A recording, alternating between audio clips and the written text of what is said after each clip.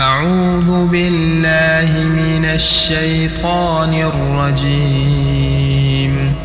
بسم الله الرحمن الرحيم. ألهاكم التكاثر حتى زرتم المقابر. كلا سوف تعلمون ثم كلا سوف تعلمون. كلا لو تعلمون علم اليقين لترون الجحيم